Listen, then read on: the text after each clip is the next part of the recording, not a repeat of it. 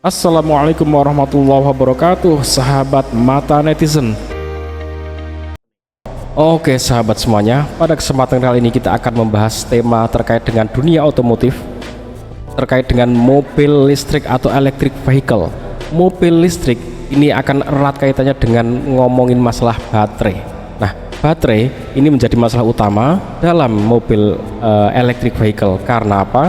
Karena untuk baterai ini bisa sepertiga bagian untuk biaya pembuatannya, bahkan ini menjadi teknologi yang terus dikembangkan. Nah, kali ini kita akan membicarakan baterai tenaga nuklir. Ini ada BV100 Beta Volt, mampu 50 tahun tanpa charging. Ini kalau kita ngomongin ini seperti kita sedang ngomong di dunia impian.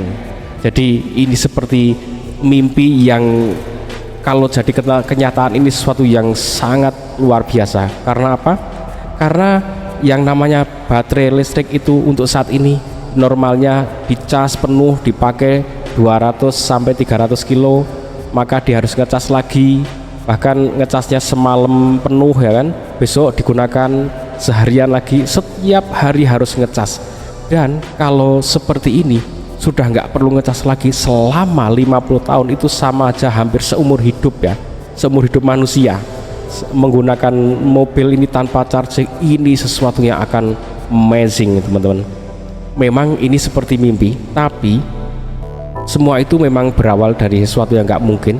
Contohnya zaman dulu nggak mungkin kita bisa ngomong jarak jauh, ternyata bisa kesampaian dengan adanya teknologi telepon, kemudian handphone, bahkan ngomong dari jarak jauh bisa lihat wajahnya. Itu sesuatu yang tidak mungkin. Ternyata dengan perkembangan teknologi bisa benar-benar melihat sampai saat ini video call, dan itu semuanya benar-benar terjadi teman-teman. Nah, ini baterai nuklir 50 tahun, tapi ini memang saya akan melihat tantangannya banyak sekali, termasuk dari radiasi, kemudian safety, dan perizinannya nggak mudah ya untuk nuklir nih teman-teman. Oke, kita simak dulu informasinya seperti ini. BV100 baterai nuklir 50 tahun tanpa charging. Belum lama ini, perusahaan berbasis di China, Beijing Betafort New Energy Technology Company, mengumumkan berita menarik bahwa mereka telah berhasil mengembangkan BV100 Nuclear Battery atau baterai energi nuklir mini yang dapat menghasilkan listrik secara stabil dan mandiri selama 50 tahun tanpa perlu pengisian atau maintenance. Menurut CEO Kang Wei, baterai nuklir ini memiliki ukuran hanya sebesar 15 x 15 x 5 mm kubik, lebih kecil dari sebuah koin. Oke, ini berarti baterai yang didesain kecil ya, semacam baterai jam, baterai itu. Tapi ini pun akan bisa dikembangkan untuk baterai besar ya, untuk baterai mobil listrik bahkan. Buat dari nikel 63 dan semikonduktor berlian. Dengan struktur khusus ini, BV100 Nuclear Battery mampu terus-menerus merangsang muatan listrik di antara kedua konverter semikonduktor berlian setebal 10 mikrometer dengan lapisan tipis nikel 63 setebal 2 mikrometer di tengahnya. Menurut pengujian, konverter semikonduktor berlian memiliki koefisien pengumpulan elektron radiasi sebesar 98%. Dalam kondisi ini, energi baterai nuklir dapat mencapai lebih dari 10 kali lipat dari baterai lithium ion.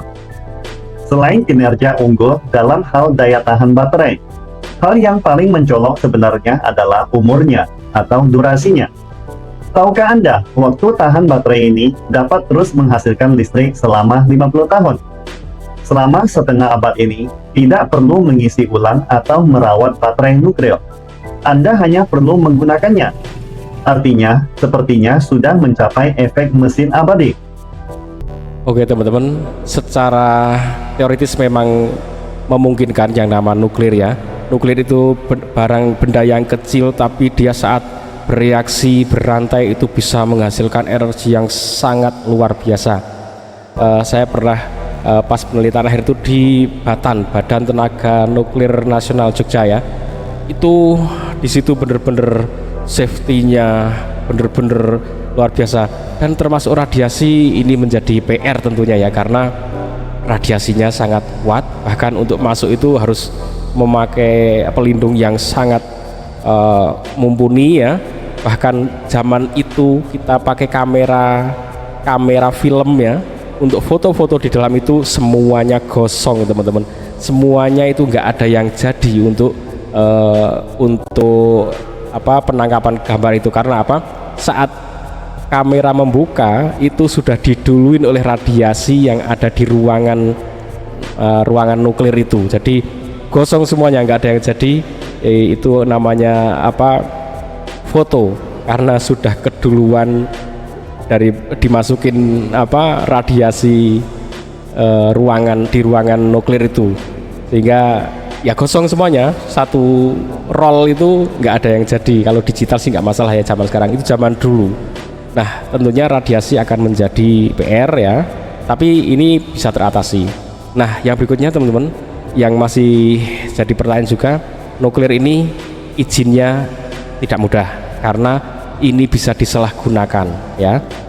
Nuklir ini disalahgunakan sedikit aja menjadi bom seperti zaman dulu Hiroshima Nagasaki ya. Dari nuklir dibuat dirakit jadi bom, itu bisa menjadi alat penghancur massal, dan ini sangat ditakutkan oleh negara-negara. Jadi kepemilikan bahan nuklir ini benar-benar ketat ya teman-teman. Untuk suatu negara mengelola nuklir ini benar-benar ketat, nggak asal ambil nuklir kemudian dikelola, nggak bisa, nggak kayak mengelola benda-benda lain, karena ini kalau disalahgunakan benar-benar bisa membahayakan. Nah kalau digunakan untuk baterai, wow, ini tentunya akan sangat menggembirakan. Kita nggak bisa membayangkan, sudah tinggal pakai aja sepeda motor atau mobil, tiap hari pakai terus tanpa harus memikirkan ngecas ya, tanpa harus memikirkan apa-apa. Bahkan nanti bisa digunakan juga untuk penerangan listrik kan, baterai itu bisa untuk penerangan, bisa untuk apa-apa tanpa harus ngecas. Itu akan amazing ya. Jadi ya siap-siap aja nanti tentunya akan nggak pengganti energi fosil ya, fosilnya mungkin akan menipis habis ya, bisa beralih ke sini. Walaupun saya yakin ini tidak akan mudah ya, tidak akan mudah, ini dari teknologinya akan susah. Nah ini reaksi berantai seperti ini, dari reaksi ini menghasilkan energi yang sangat besar. Oke, ini kita tunggu saja perkembangan ke depan akan seperti apa energi baterai energi nuklir ini. Ini kalau dipakai untuk HP, untuk apapun ya sangat menggembirakan. Ini sudah digunakan ya sebenarnya untuk teknologi di NASA dan sebagainya sudah menggunakan, tapi di awal-awal masih kurang sempurna karena masih menghasilkan bodi baterai yang besar, yang berat. Tapi ini sudah terus dikembangkan. Oke sahabat semuanya, semoga informasi tadi bermanfaat, menambah wawasan kita semua di bidang otomotif khususnya. Jangan lupa ikuti terus Mata Netizen, like, share, and subscribe. Assalamualaikum warahmatullahi wabarakatuh.